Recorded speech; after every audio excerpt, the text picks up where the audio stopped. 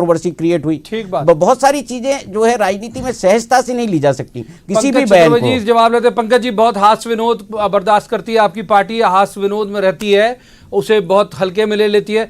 ये इतनी हल्के से लिया जाएगा पार्टी के अंदर, या जो दिनेश जी कह रहे हैं कि भाई इसके मायने बहुत ज्यादा हैं, इसके मायने बहुत ज्यादा निकाले जाएंगे केवल बीजेपी या मीडिया के जरिए नहीं, पार्टी के अंदर भी?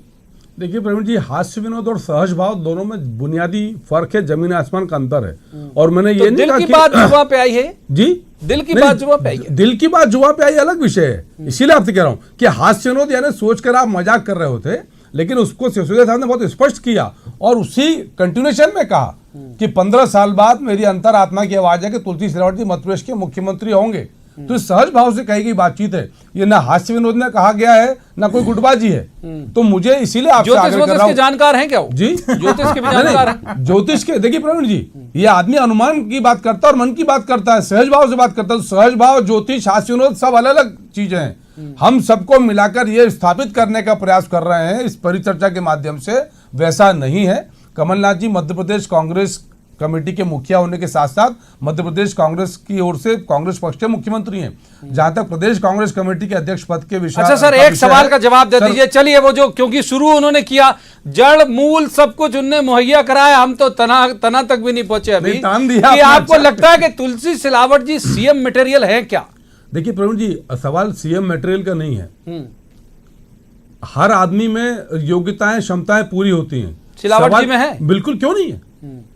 आप कैसे किसी, यदि वो कोई भी व्यक्ति जो विधायक है, नहीं, मैं खारिज कहां कर रहा हूं, नहीं, मैं तो जिज्ञासु की तरह पूछ रहा हूं कि वो सीएम मटेरियल है। मैं बिल्कुल विद्यार्थी के भांति उत्तर दे रहा हूं, आप जिज्ञासु की बात ही पूछ रहे हैं। हाँ। मैं सिर्फ कह रहा हूं कि जो भी व्यक्ति देश के संविधान के हिसाब से किसी भी विधानसभा का विधायक है तो उसको मुख्यमंत्री होने की योग्यता और पात्रता और राजनीतिक अधिकार प्राप्त हैं। और यदि बहुमत से उसको किसी तो पंकज चतुर्वेदी जी का नाम आना चाहिए था उसमें। तो भाई पंकज चतुर्वेदी विधायक होंगे तो जरूर नाम आएगा, यानी वो कैबिनेट बनेगी तो पंकज चतुर्वेदी जी पब्लिसिटी मिनिस्टर होंगे। ये वाली संभावित कैबिनेट जिसकी बात चल रही। देखिए प्रवीण जी, हो सकता है आपकी अंतरात्मा की आवाज हो कि मैं जनसंपर्क मंत्री। रजनी जी, आपकी टिप्पणी, आपकी बात हो आपके। देखिए, मुख्यमंत्री कौन होगा नहीं होगा ये तो महेंद्र सिंह सिसोदिया जी भी तय नहीं कर सकते। आगे भविष्य में कौन होगा कौन नहीं होगा, बात वर्तमान की होती है। सारे जो होते हैं वो वर्तमान में होते हैं, राजनीति के खेल वर्तमान में होते हैं। भरे मंच से मैं बार बार कह रहा हूं, सरकारी कार्यक्रम में ये जो बात की गई, मैंने अभी बीच में जो कहा था कि एम्पायर की उंगली उठाई है या पूरा हाथ उठाया, ये तो आप भविष्य में तय करेंगे जिस प्रकार से निष्कर्ष निकलेंगे। लेकिन ये सब कुछ अच्छा नहीं है। नौसखीय मंत्री की बात करें, मस्खरे भी हो गए हैं। बिल्कुल, आज गंभीर मुद्दे में जनता पड़ी हुई है, आपके पार्टी के आयोजन हो तो बात समझ में आता, सहमत हूं आपकी बात। और उस पर आप गंभीरता ना दिखाते हुए इस प्रकार की आप महिमा मंडन करने का काम कर रहे हैं। और मैंने कहा जिस प्रकार से आपके कार्यक्रम का नाम है कि सुन रहे हैं क्या सिंधिया जी, आपके मंत्रिमंडल के सदस्य, चाहे वो इमरती देवी हों, चाहे वो ये महेंद्र सिंह सिसोदिया जी हों, सिलावट जी हों, ये आपके पीछे क्यों पड़े हैं? क्या कोई षड्यंत्र है या मामला क्या है? एक दूसरे के जिस प्रकार से आपका नाम बदनाम करते हैं तो कोई मामला समझ में तो आए। दिनेश जी, ये फैला इतना देते हैं, इस पूरी बात से लगभग आप जो निकल के आ रहा है कि ये फैला इतना देते हैं, रायता ढोल देते हैं और सिंधिया जी को समेटने में बड़ी मुश्किल हो जाती होगी क्योंकि उन्हीं के लोग हैं।